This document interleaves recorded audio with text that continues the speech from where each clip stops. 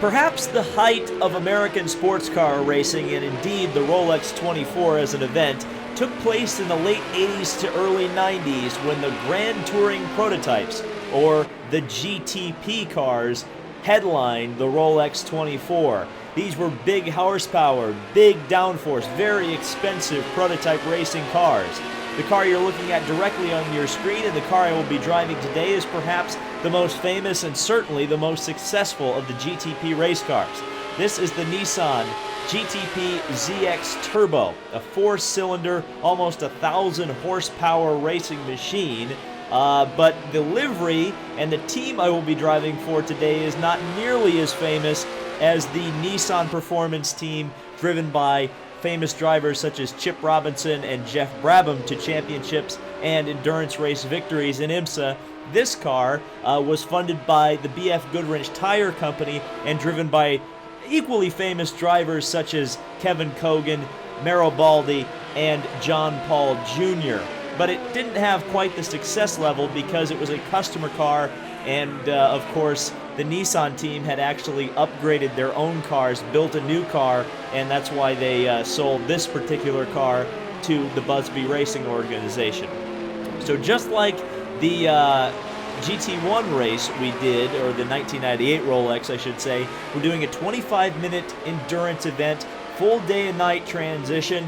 But this is going to be a lot different of a video because this car is a lot harder to drive than any of the previous cars, and indeed this will be the fastest of the Rolex style races we will be doing. This car can approach speeds of 210 miles per hour on the banking. And real quick, just one thing I want to address is that a lot of people in the comments have been saying, do full grids, do 31 car grids. I wish I could. Believe me, if it was up to me and my choice, I would have 31 full car grids every single time we do a video like this. Unfortunately, the Xbox One that I play this on cannot handle more than 16 AI. If there are more than 16 AI on the racetrack, suddenly the cars become very unstable on corner entry and corner exit. If you hit curbs, they will spin out. And just the physics in general are severely lacking when you get that many AI out on the track. Not to mention, it exacerbates the problem that the Logitech G920 has had on the Xbox One that just makes the wheels shake and bobble and clip all over the place. So we will be driving with low AI. I wish it was different as I spin out and crash again. Just kind of similar to what this game would do if I put more than 16 AI cars out there. So I just wanted to explain that. It's still going to be fun though. That's the choice you have to make. You say, do we want a lot of AI cars out there, or do we want me to actually be able to drive the cars to give you an entertaining video? And I think you're going to enjoy GTP and GTO racing here at the Rolex. So here we are at Daytona, ready to go racing in what I guess you could call the 1990 edition of the Sunbank 24 Hours at Daytona. Car directly ahead of me, Castrol Jag, going to be the chief competition for today. Ironically, in real life, that car was the chief rival of the Nissans that I am driving today. So a bit of a historically accurate bout as we're underway at Daytona. I got hit from behind in turn one, but we managed to just get through there. So we've got a Sauber and a Porsche just ahead of us. The Castrol Jag is pulling away a bit as we get up through the gears. Down the road course, back straight away, working our way into the kink. Down 2 gears, trying to get that apex, which we do. The Porsche seems to have a little bit more bite off the corner. Probably running at a lower boost level for his turbocharger than I am. I'm running at 80% turbocharger. I actually had it at 100% turbocharger boost for qualifying, but I turned it down in the interest of hopefully extending the longevity of the life of the engine. We'll see how that works out at the end of 25 minutes as we come in behind the US Porsche here. Down 2 gears into the chicane. And out of the chicane, not particularly my best turn there, or my best driving there. Running into the back of the US Porsche. The cutting him off there, but okay, well, damaged the front end a little bit. We'll see how that affects us going into turn 1 as we pass the Sauber Mercedes across the line. Down into second gear. The Sauber tried to go around the outside of me there. Couldn't quite pull it off. So we'll now set off in pursuit of the Castrol Jaguar. So it's GTP machinery versus GTP machinery. The Nissan ZX Turbo versus the Jaguar XJR9. So we dive down there, almost clipped the apex, just pretty much got through the corner all right. Didn't particularly get off of it all that well. Now we work out onto the banking. Once again, Porsche all over the back of me. Don't think we're going to have to worry about him. Once we get out onto this banking, you can see the distance growing between me and him. Just a huge chasm because of the speed of this Nissan. As we work through the chicane, back through NASCAR 3 and 4, and chasing down the Castrol Jaguar. Let's see if we can get him. Obviously, we've got a long way to go in this race. We also have the GTO cars in this race, and I think, unlike the GT1 LMP 900 race,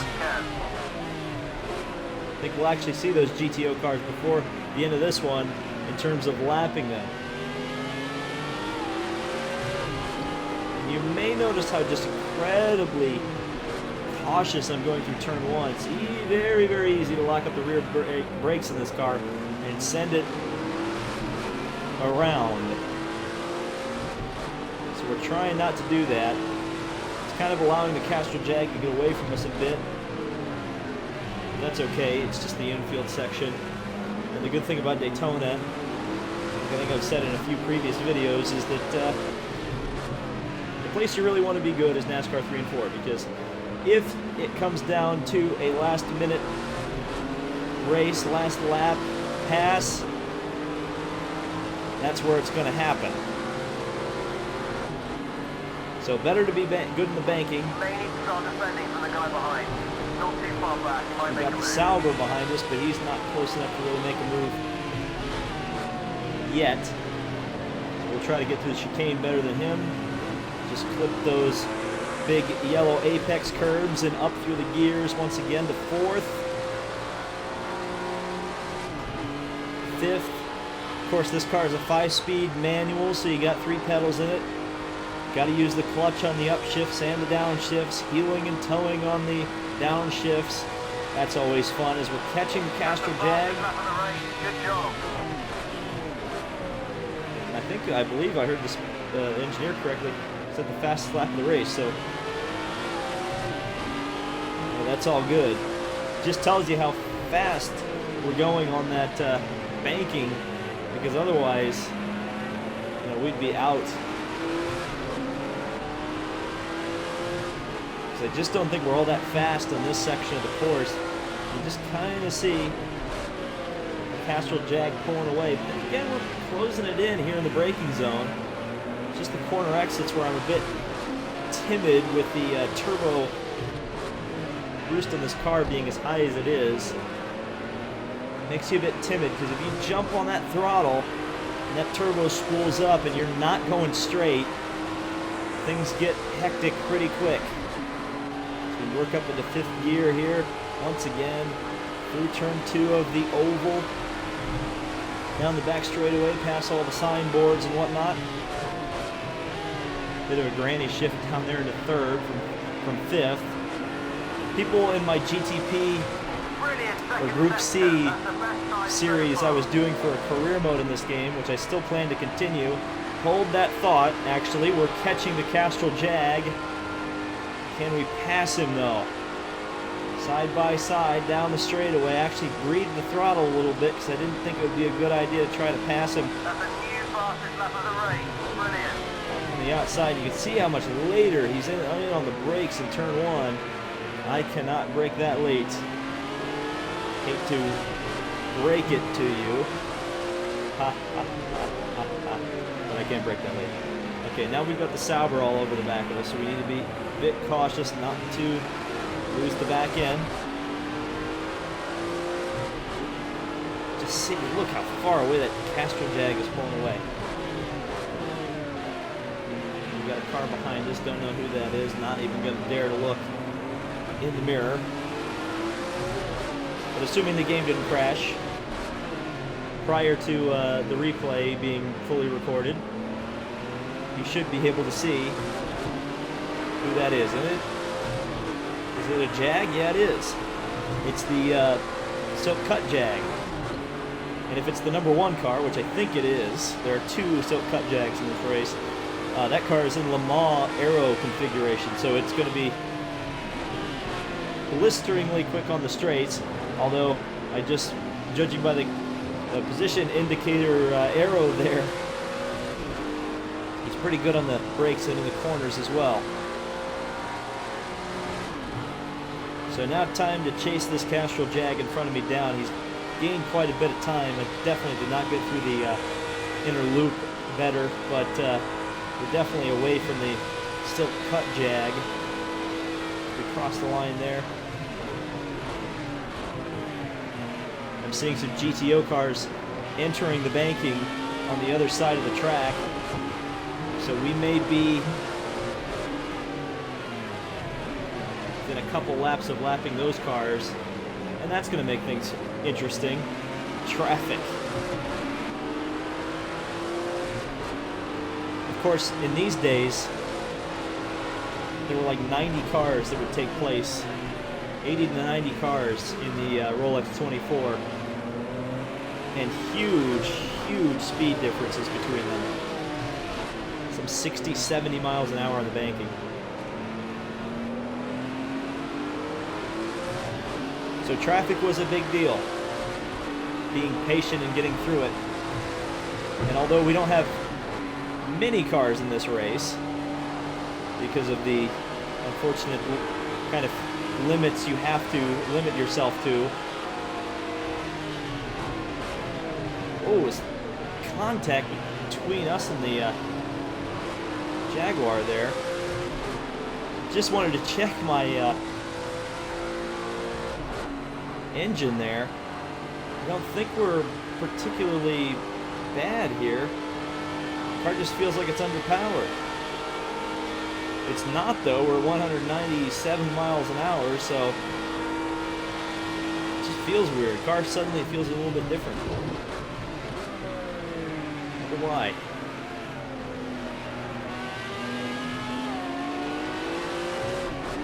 It just feels like it's lost some power. Very strange sensation on that lap. And I see the headlights of the GTO cars on the banking. 15 minutes to go.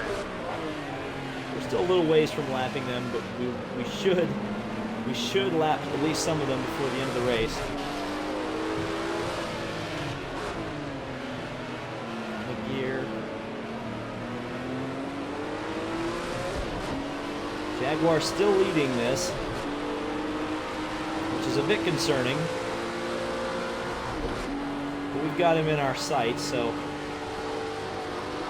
he's not that far away, and it's not an insurmountable lead.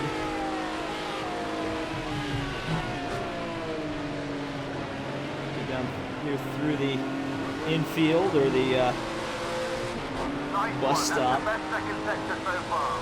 Well, best second sector so far. So I guess whatever power issues I thought I had, I guess I don't have anymore. Now catching up to the Jaguar just ahead. Can we get him? Probably not going to be on this lap.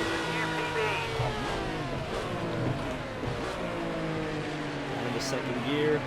Let's try to clip that apex on turn 1.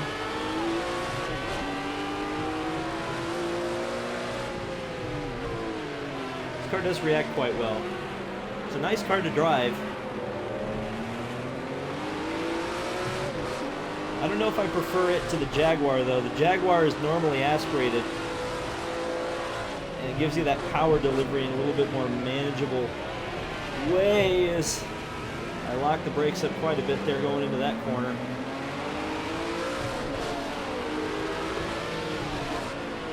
And we are definitely about to come into traffic. I saw the headlights on the banking, and that is going to make things very interesting.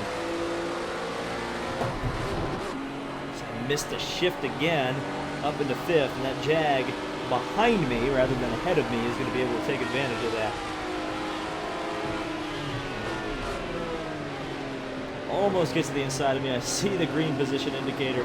He's close, but not close enough to make a move that time. Now up into fifth gear, working around the banking. I think I'm sparking a bit, so yeah, I'm definitely dragging on the ground. If I had to redo this setup, I probably need to raise the car up a little bit. Of course, that means you lose some of that downforce on the inside of the car from it, you know, being so close to the ground and getting the aerodynamic tunnels under the car sucking to the ground and giving you those ground effects that are so important in an 80s race car such as this. And yeah, I can see some headlights just ahead, so coming up to the back of the field. Now things get either tricky or advantageous. I don't know how the AI is going to get through the traffic here.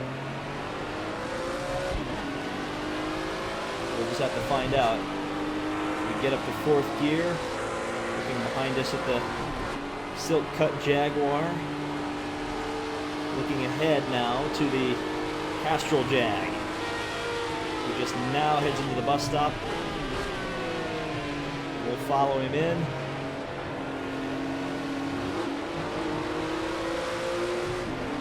GT cars just ahead on the banking. So the Castrol Jag is probably going to run into those cars as we get into the inner loop.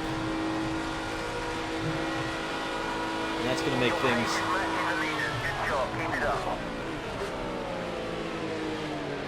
hectic, to say the least, as we grab a little bit of inside grass there. Now the Castrol Jag is up in the Lamborghinis, I believe, the GTO Lamborghinis. We went side by side with them.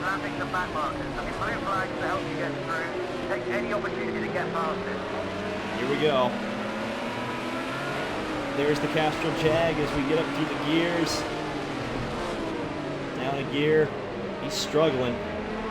He is really struggling.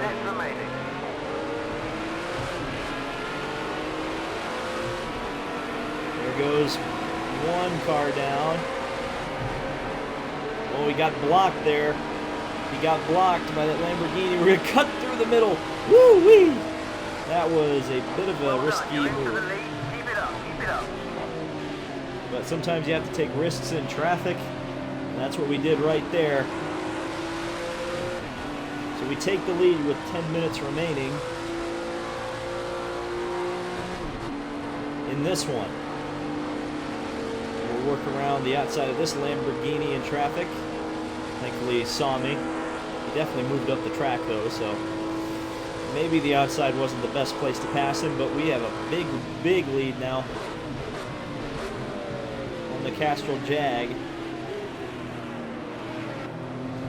Ooh, and the car almost stepped out there. You can actually drive these cars too conservatively, if you can believe it. If you drive them too slow, you'll lose all the aerodynamics and they'll be undrivable. So,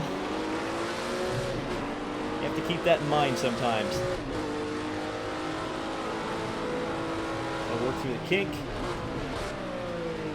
Down 2 gears, get the car nice and easy into the horseshoe, second horseshoe. gear. Down to second. Clip that apex. Nice to see some nice clear road ahead of me. No tail lights at the moment, and we are absolutely gapping the Castrol Jag. He's way back there around the banking. So that's excellent. Down 2 gears, through the chicane. Kind of taking it slightly easy. We don't need to go too hard.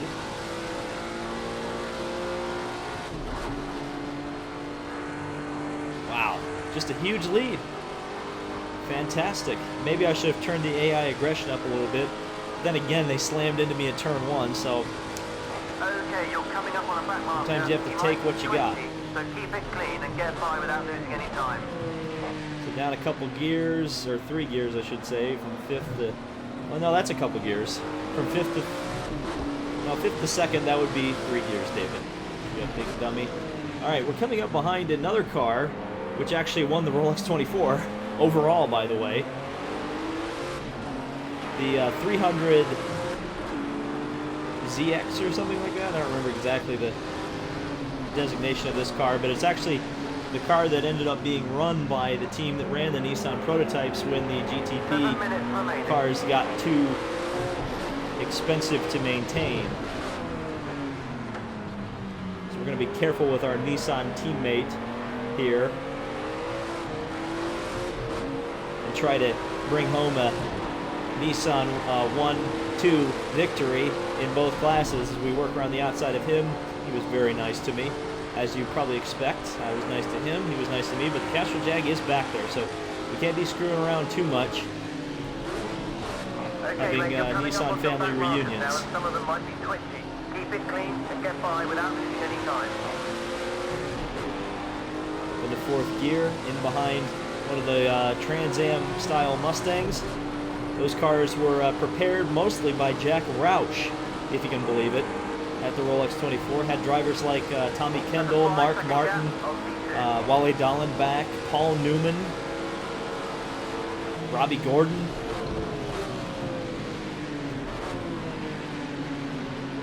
Scott Pruitt, Bruce or Caitlyn Jenner, depending on what your year you're living in. But yeah, these Mustangs had quite a run at the Rolex 24 as well. We come around one of the Mustangs, nice and easy.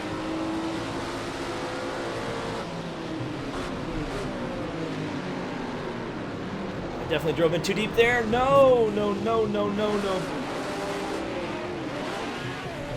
I drove in too deep. I got baited in by the GT car.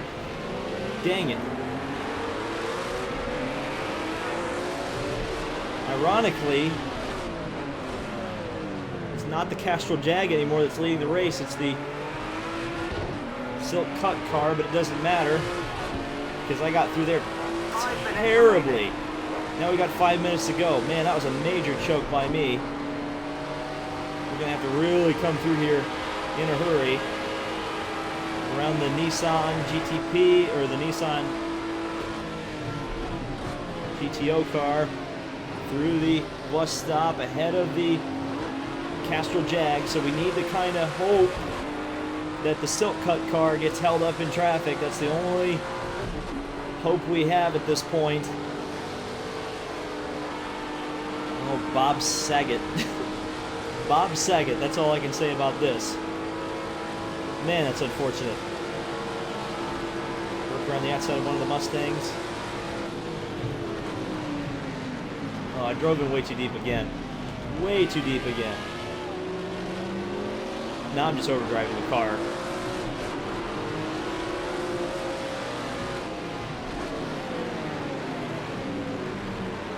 Come on.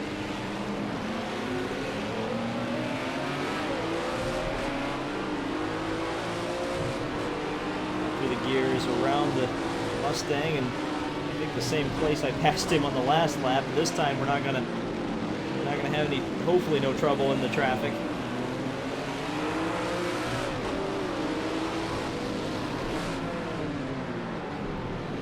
Down into second gear, have to get kind of heed that position to the Mustang. There's nothing I could do.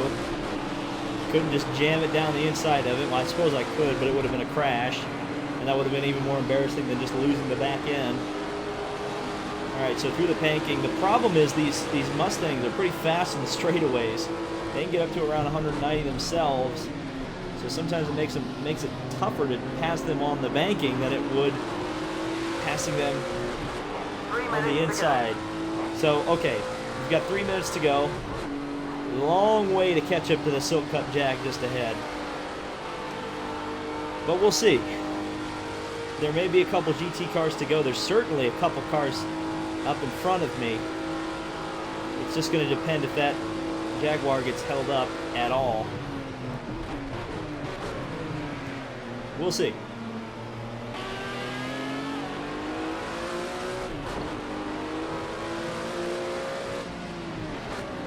Seems like he is getting held up, and that looks like it's another Mustang. So we know those cars are fast in the banking. That Mustang can just stay ahead of that Jag until they get to the banking. There may be some serious, interesting things happening. Traffic ahead, the back marker. Look for a way to get past the leader. Yep, there you go. That's the race engineer giving me some sage advice. 2 minutes to go. What's kind of funny about that voice acting is that he actually kind of sounds like he's like Now. He will force an error, so let's just wait for him to make a mistake. realize there's a chance for victory. That's going to make things difficult, though. The Jag got around the Mustang, so we'll work around the outside of the Mustang. Okay, purple and yellow cars side by side going into the bus stop. That's not going to work, so we're going to just hold off on that. But we'll follow him through. Oh, contact. Okay, this is not a modern Rolex 24, David. It's not going to end with a crash. We're not going to wreck the leader out. Doesn't look like we're going to need to. Hey, remember that drag race I was talking about between the Le Mans bodied car and the GTP car? Well, you're getting it. Side by side, which car is faster? The Jag or, well, the Jag is. As hard as you can now. This is the last lap. Take the win. Here you go. 1 minute to go. It's the last lap. They threw the white as we were literally side by side. So we've determined that the Jag is better on the banking. That's concerning. We're going to have to get the run, I suspect, out of the bus stop. Assuming I don't spin it here. I thought I was going to do the same thing I did in traffic.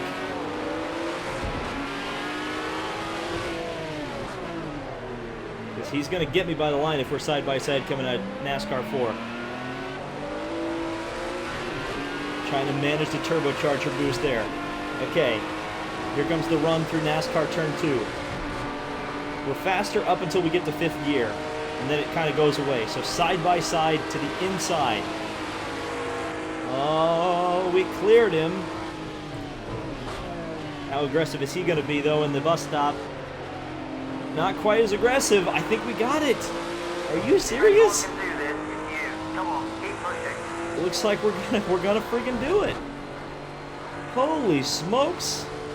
Well, let's hold off. Let's hold off on that because the engine might blow up, and here in the last lap, coming through the tri-oval, we are going to cross the line and win for Nissan over the Jaguar. Close finish. Boy, I'd imagine if that second to last lap would have been the last lap, that would have been insane. But, man, I was white-knuckling it, man. This is a tough race to do.